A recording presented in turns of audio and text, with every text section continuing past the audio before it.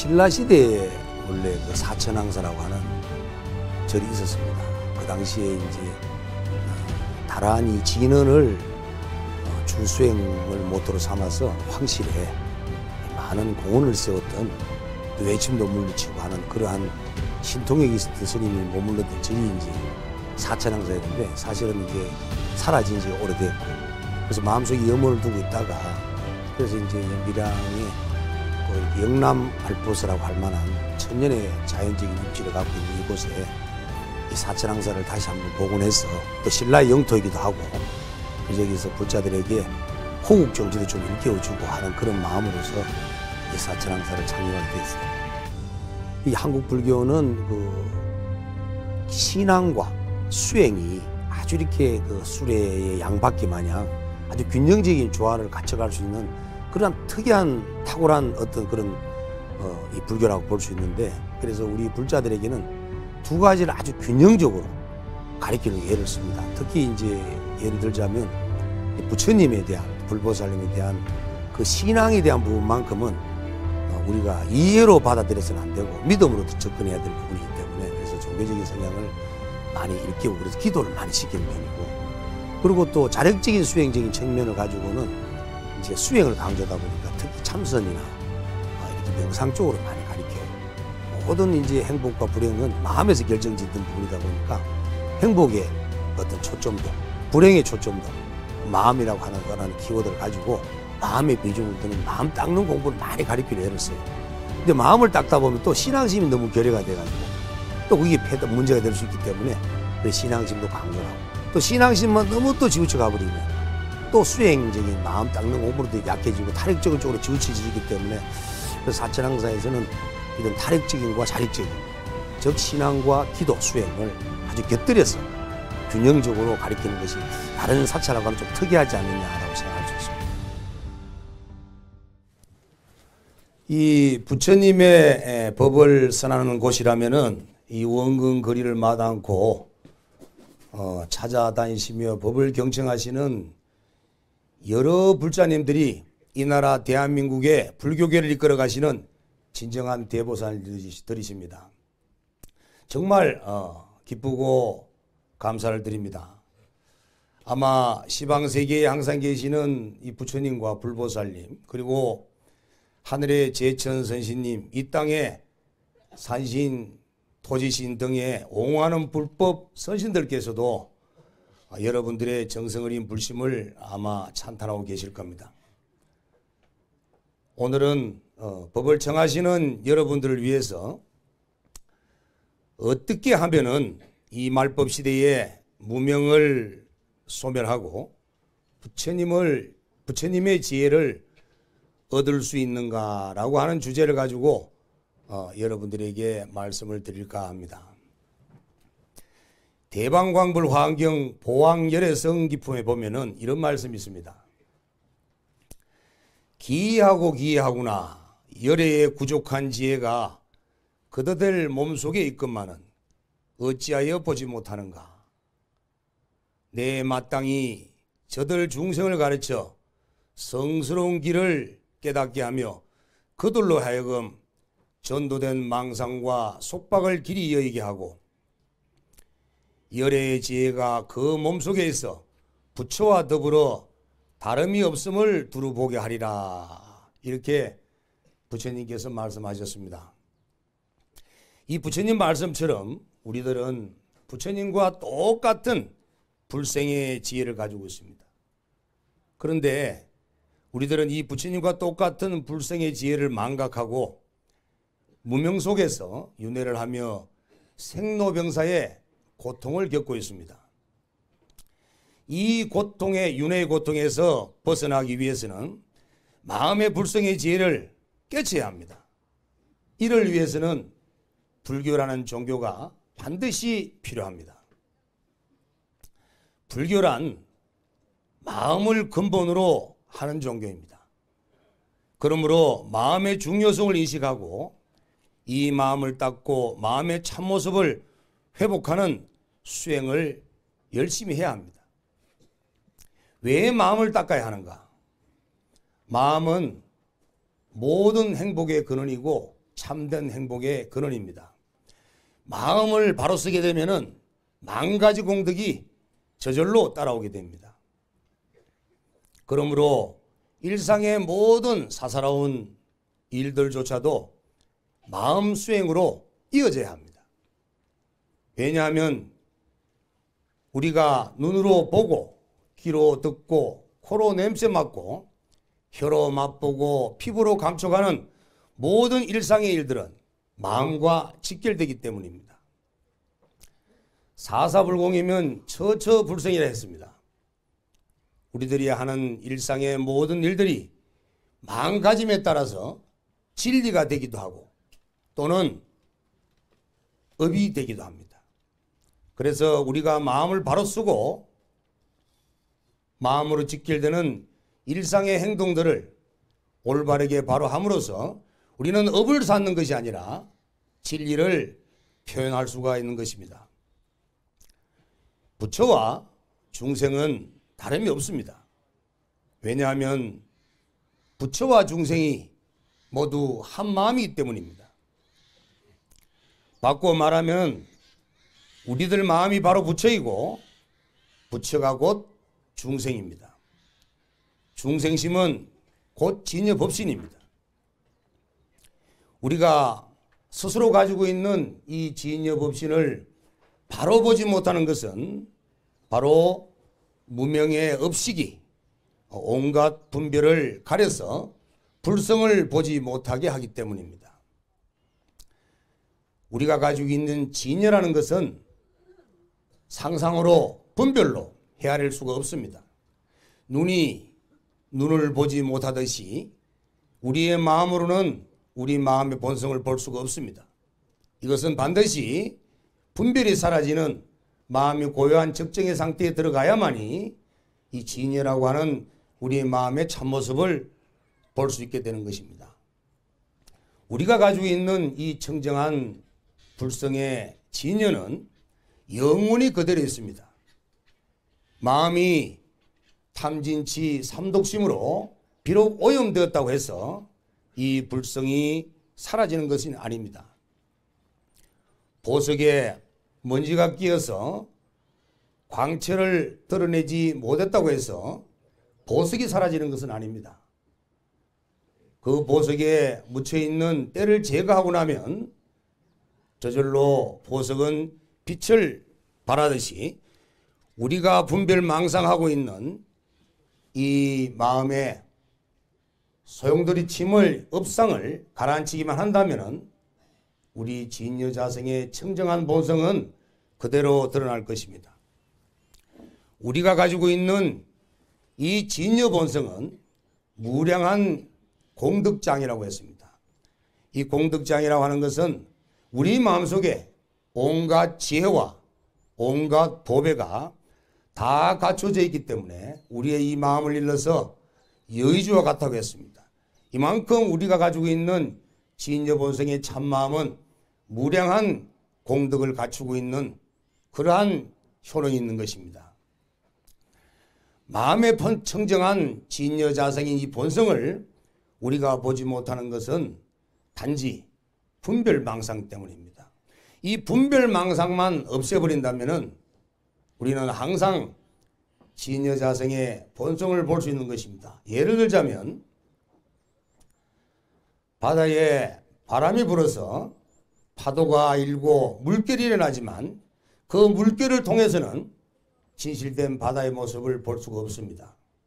그러나 바람이 쉬고 파도가 가라앉기만 한다면 청정한 바다의 참모습을 볼 수 있듯이 우리가 일으키고 있는 눈으로 보고 귀로 듣고 코로 냄새 맡는 등의 이 안입이 설신으로 견문각지하고 있는 이 마음만 가라앉힐 수만 있다면 언제든지 우리는 청정한 진여 본성을 드러낼 수가 있는 것입니다.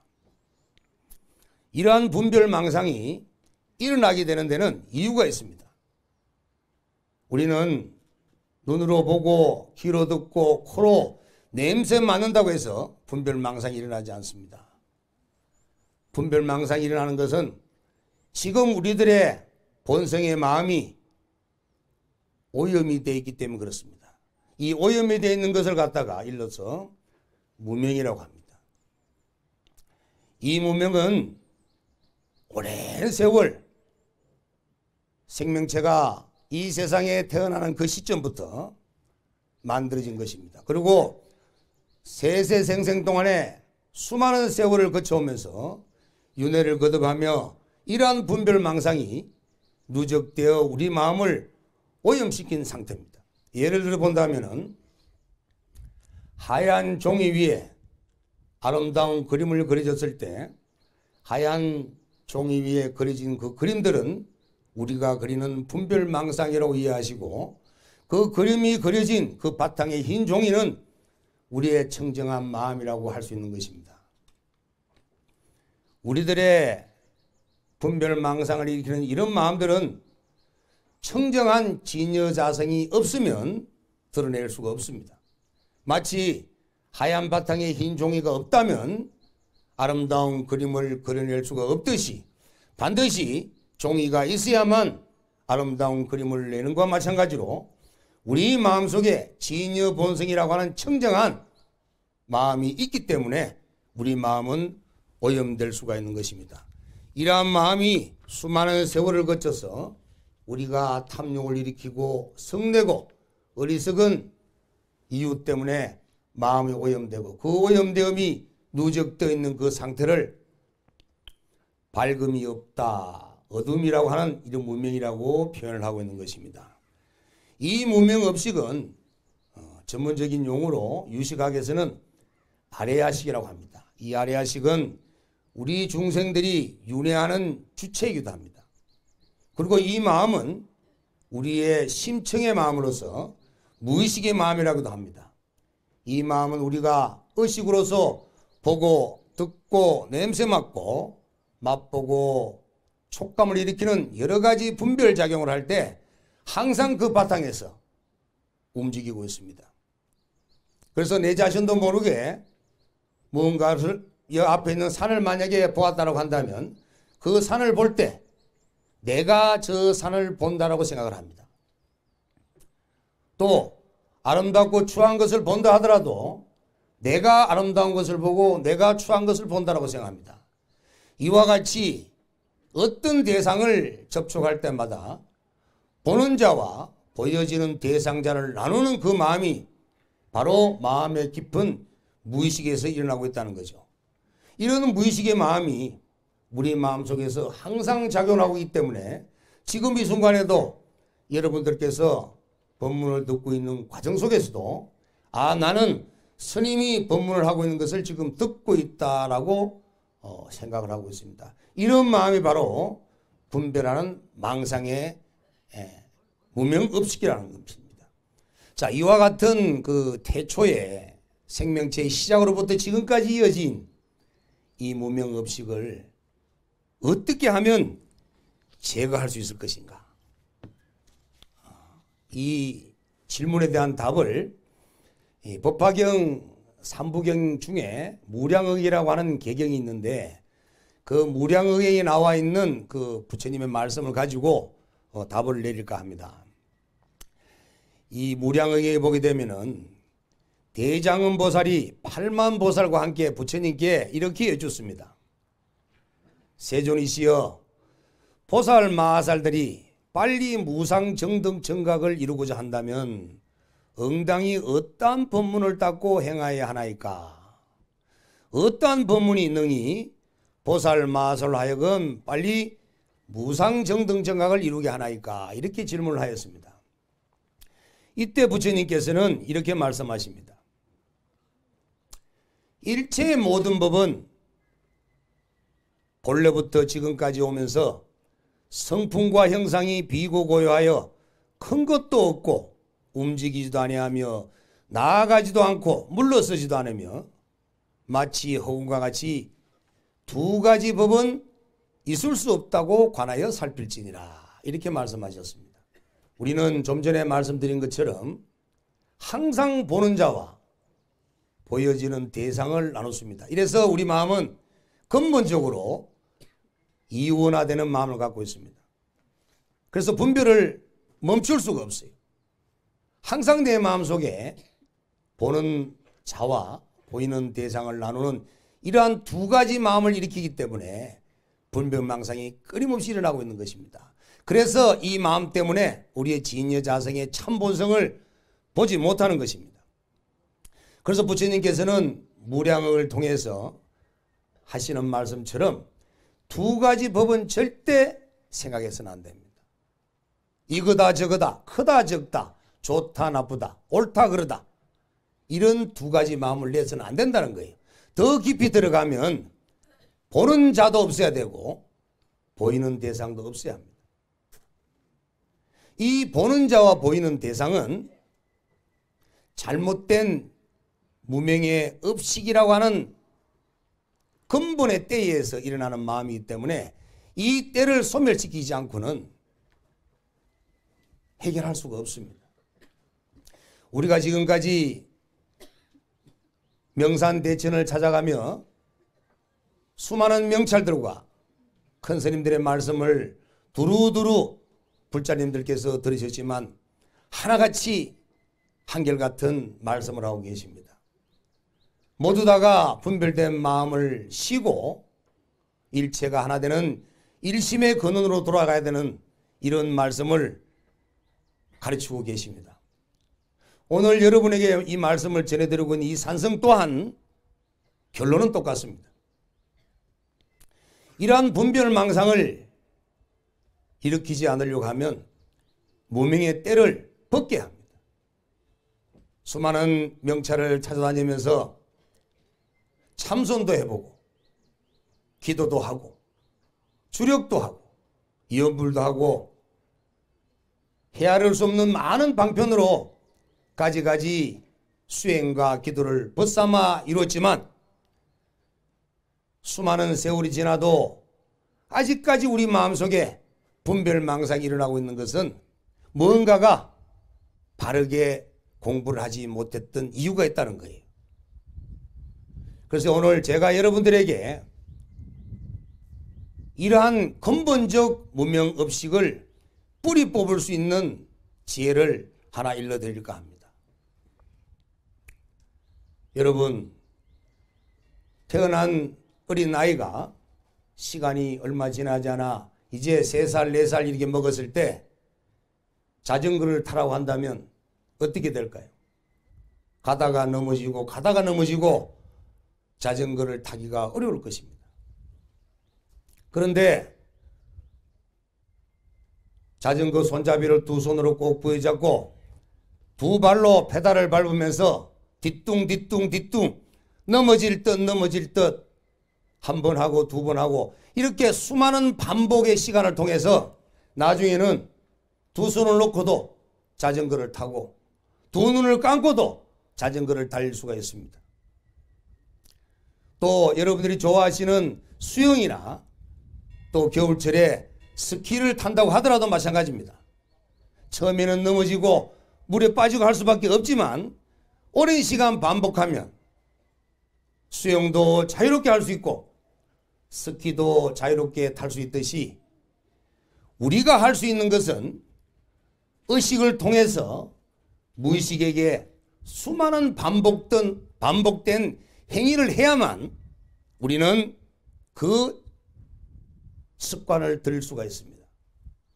이처럼 우리 마음을 닦아가는 불교의 수행이라고 하는 것은 108배를 하고 3000배를 절을 하고 하루에 1시간씩 100일 기도를 했다고 해서 참선을 한다고 해서 그 순간 우리 마음이 이렇게 쉽게 바뀌어져 버린다면은 이 사바세계 천지에는 부처 아님이 없고 도인 아님이 없을 것입니다.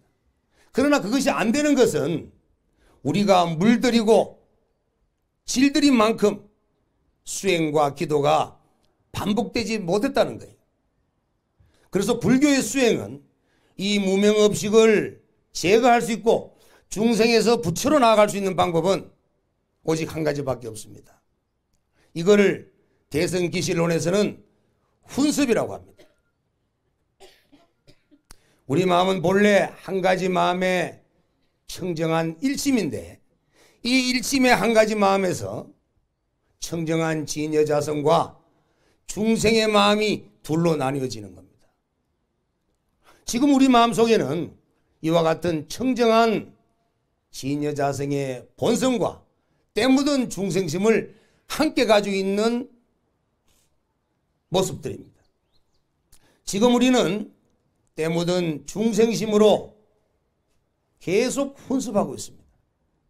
보는 것마다, 듣는 것마다, 냄새 맡고 맛보고 감촉하는 것마다 좋다, 나쁘다, 좋은 것은 욕망을 일으키고 싫은 것은 버리려고 하는 이런 일상생활에서의 계속 반복되는 행위의 습관이 계속 사라지기 때문에 끝없이 생사윤회하는 윤회의 길로 흘러가게 되는 겁니다.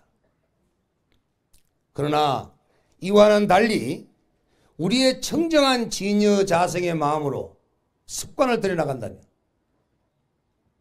우리 마음은 분별하지 않고 옳다 그르다라는 이런 시계작용이 일어나지 않는 본성의 청정한 마음이 그대로 드러나게 되는 것입니다. 100일을 사한 것이라면 100일을 닦아야 합니다. 우리가 수많은 세월 동안, 영겁의 세월 동안 윤회의 삶을 살아왔기 때문에 그렇게 훈습된 중생의 마음을 녹이려고 한다면 여러분들은 정말 적극적이고 용맹정진하는 마음으로 끝없이 청정한 진여 본성에 의지해서 내 마음을 닦아나가야 하는 것입니다. 이처럼 우리가 모두가 중생심에 의지해서 나를 훈습시켜 나갈 것인가? 그렇지 않으면 청정한 나의 본성에 의지해서 내 마음을 훈습시켜 나갈 것인가? 때 묻은 중생심으로 훈습시켜 나가는 것을 염법 훈습이라고 합니다. 오염된 훈습이라고 합니다. 청정한 진여자성에 의해서 훈습시켜 나가는 것을 정법 훈습이라고 합니다. 중생이 생사윤회를 벗어나고 성자가 되고 부처로 나아갈 수 있는 길은 바로 정법에 의해서 스스로를 훈습시켜 나가야 되는 것입니다. 절에 10년을 다니고 30년을 다녀도 절을 다닌 세월은 많지만 내 마음과 행동이 바뀌지 않는 것은 내 스스로 훈습시키지 않았기 때문에 자신도 모르게 중생심이 일어나는 것입니다. 큰스님들께서 불자님들이 찾아오면 집에 가면 남편을 부처라 생각하고 아내를 부처라 생각하고 자식을 부처라 생각하고 항상 그렇게 삼배 절을 올리라고 합니다. 그런데 여러분 어때요? 술 먹고 들은 남편 보면 보기 싫고 말 안 듣는 자식 보면 성질이 일어나고 욕부터 먼저 나오죠. 이 마음 속에 자식을 사랑하는 마음, 남편을 존경하는 마음이 없어서 안 나오는 것이 아니라 습관이 되었기 때문에 그런 것입니다. 우리 마음에는 두 개의 단지가 들어있어요. 두 개의 단지. 하나는 나쁜 것이 담기는 단지가 있고 하나는 좋고 맑은 것이 담기는 단지가 있습니다. 그런데 나중에 되면 이 단지 속에 가득 차 있는 내용물들을 끄집어내서 쓸 수밖에 없는데 나쁜 것들을 많이 담아놓은 단지가 가득 차 있으면 제일 먼저 여러분들이 끄집어냈을 때 나쁜 내용물들이 들어있는 단지를 쳐다보며 그것을 끄집어냅니다. 여러분들 평소에 무엇을 담습니까? 탐욕심을 내고 성질 내고 온갖 것들을 분별하는 이런 어리석은 것들을 가득 채워놓고 시기하고 질투하고 시시분별하는 마음들이 가득 차 있다면 평소에 자기 자신도 모르게 끄집어내어 쓰는 것이 이렇게 오염된 찌꺼기들만 끄집어내어 쓰게 되었습니다. 그런데 평소에 욕심내지 아니하고 성질내지 아니하고 편견으로 분별망상 일으키지 않는 항상 바르고 깨끗하고 맑고 선하고 밝은 마음 행동들로 단지 속에 가득가득 채워놓는다면 여러분들이 언제 어느 때나 어떤 상황이 발생될 때마다 바로 깨끗하고 맑고 좋은 것이 일어나게 되는 것입니다. 제가 앞전에 사사불공이면 처처불성이라고 했는데, 우리가 법당에 들어가서 부처님께 갖가지 공양을 올리고 부처님께 기도하는 것만이 불공이 아닙니다. 사사가 불공이라 하듯이 우리 일상생활 속에서 말하고 듣고 걷고 앉고 밥 먹고 무엇을 하든 간에 부처님께 정성스러운 공양을 올리듯이 매사에 매 순간 나쁜 것들이 나타나지 않도록 밝은 마음에 의지해서, 청정한 마음에 의지해서 선하고 아름답고 밝은 것으로 내 자신의 행동을 하는 그 자체가 바로 사사불공이라는 것입니다. 이렇게 했을 때 우리 마음 앞에 눈으로 보이는 것, 귀로 들리고 코로 냄새 맡고 혀로 맛보고 피부로 감촉되어지는 모든 것들은 부처 아님이 없는 것입니다. 그런데 내가 법당에 가서는 가진 정성을 다해서 부처님께 예경을 올리지만 평소의 일상생활 속에서 견문각지하고 말하고 행동하고 하는 과정 속에서 짜증과 시시분별과 탐욕심이 일어나는 그런 마음을 일으킨다면, 그런 말을 한다면, 그런 행동을 한다면 우리는 보는 것마다 들리는 것마다 온 천지가 중생이어서 그래서 세상이 싫다라고 하는 거예요.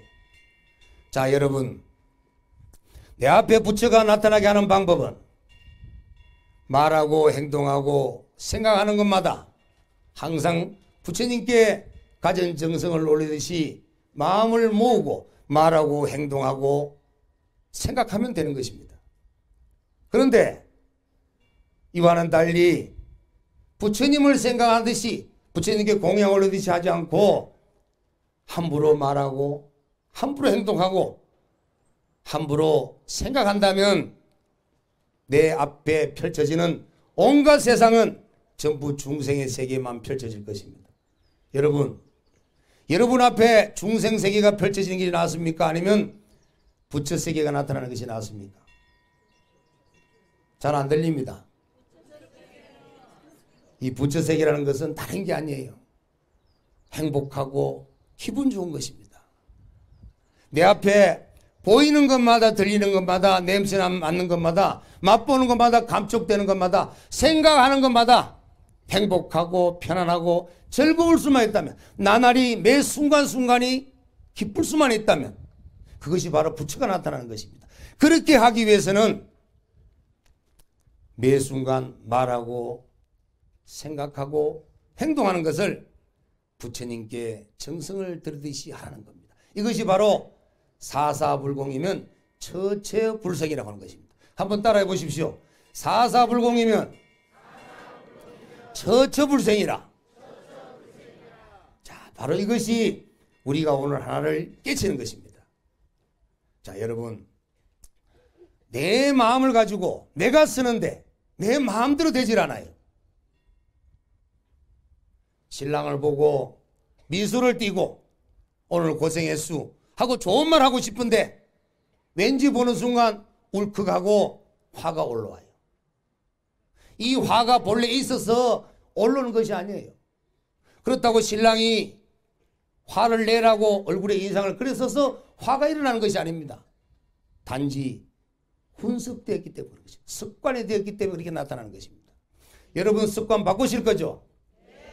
이 습관 바꾸지 않는다면 불교 수행이 필요가 없습니다. 우리가 부처님께 복이나 바라고 불보살님에게 내 팔자를 바꿔달라고 한다면 불교가 다른 종교와 차별될 수 있는 이유가 뭐가 있겠습니까? 불교는 오직 마음으로 스스로 수행하는 종교입니다. 내 스스로 마음과 내가 하는 말과 내가 하는 행동을 잘 습관들여서 매 순간 올바른 마음, 올바른 말, 올바른 생각이 일어날 수 있도록 만들어가는 것이 바로 불교이고 불교의 수행이고 불교의 기도인 것입니다. 여러분들은 오늘 이 가지산 이 청정한 용암봉 아래에 부처님과 인연을 맺고 부처님의 큰 가르침을 듣고자 하는 그런 염원 속에 이 자리에 오셨습니다.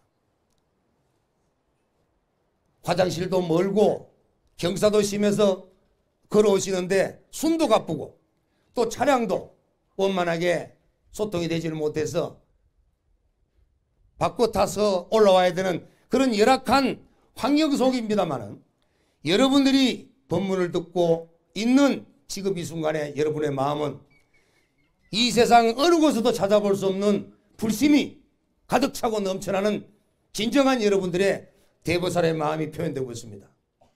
정말 제가 여러분들에게 깊은 감사를 드리고 싶습니다.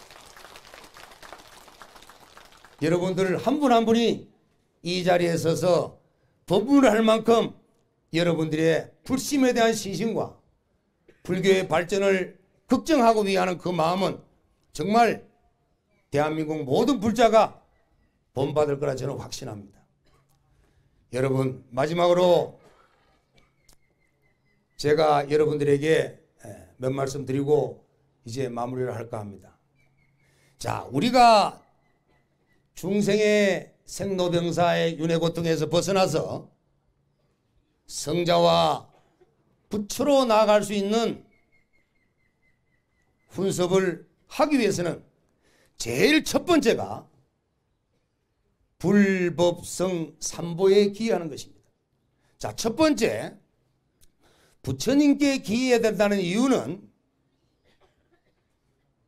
부처님은 청정하며 무량한 공덕을 갖추고 계십니다.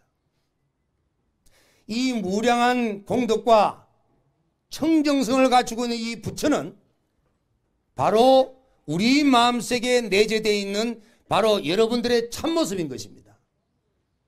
그래서 부처님께 기여한다는 것은 바로 내 자신이 갖추고 있는 본래의 우리의 청정한 진여 본성께 기여하는 것입니다. 그런데 이러한 도리를 모르고 형상을 만들어 놓은 불상에 기여하는 줄만 알고 다른 종교에서는 우상을 숭배한다고 합니다. 이것은 우상을 숭배하는 기불이 아니에요. 내 자신이 가지고 있는 청정한 나의 참 본성에게 기여해야만 합니다. 왜냐하면 때 묻은 마음이 중생심이 청정한 진여 자성의 본성에 의지하지 않고는 중생심을 벗어날 수 없기 때문에, 그래서 자기의 참 본성인 부처에게 기여해야만 하는 것입니다. 두 번째는 법에 기여한다는 것은 바로 부처님의 가르침에 진리에 기여하는 것입니다. 부처님의 가르침이 없었다면 어찌 우리 중생의 마음 본성에 부처와 똑같은 진여자성을 갖추고 있음을 알 수가 있겠습니까?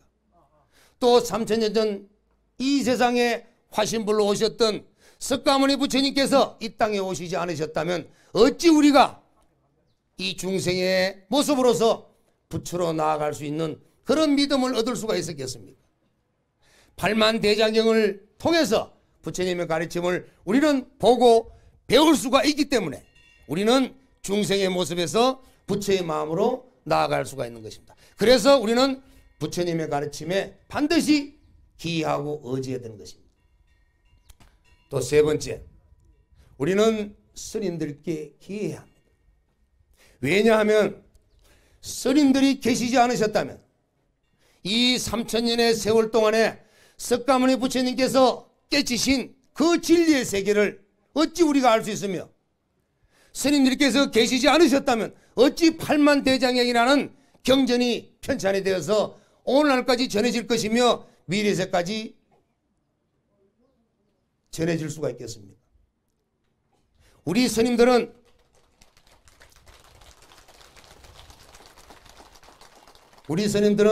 완성된 분들이 아닙니다.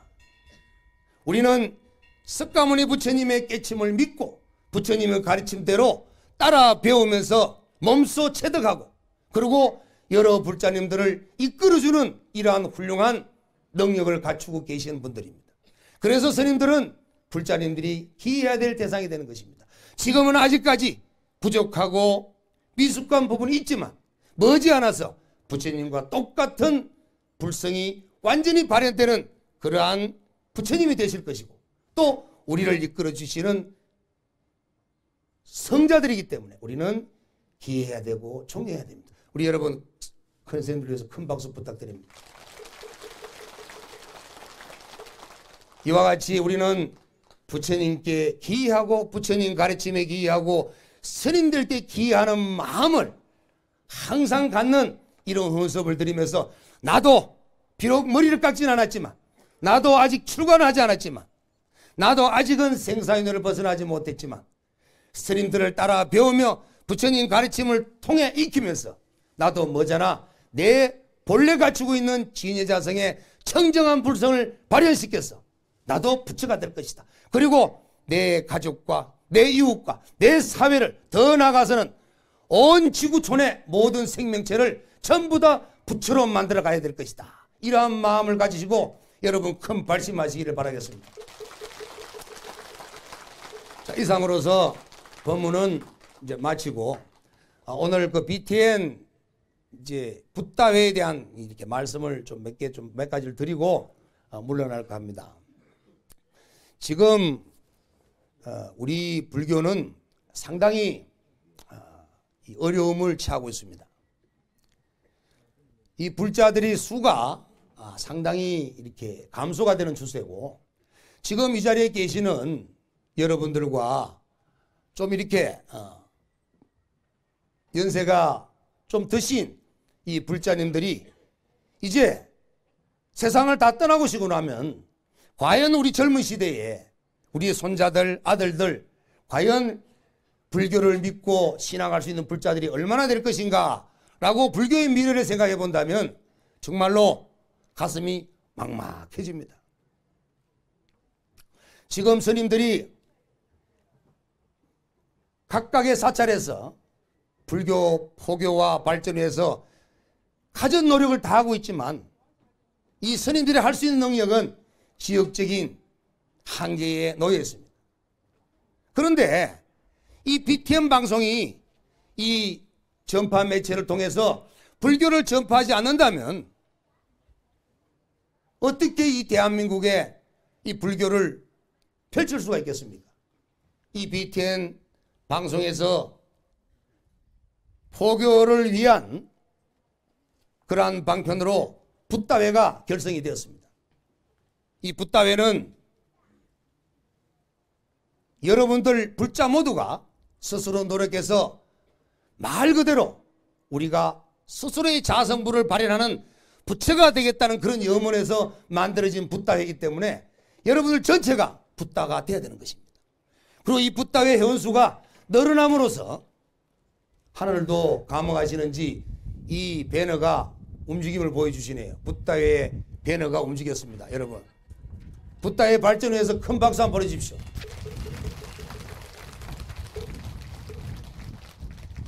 어찌됐든 이 BTN에서 열심히 노력하고 있는 이 붓다회가 발전이 되지 않는다면 BTN 방송은 앞으로 어려움을 겪을 수 있고 더 나아가면 우리 불교의 미래가 어두울 수밖에 없습니다. 그래서 여러분들께서 이 자리에 계신 분뿐만 아니고 이곳에 나아가면 또 여러분들 제적 사찰에 돌아가서 스님들과 함께 BTN 방송과 붓다회가 더욱더 발전돼서 붓다 회원이 늘어날 수 있도록 여러분들 적극 동참해 주시고 지지해 주시기를 다시 한 번 더 말씀드리며 이제 소성은 물러날까 합니다.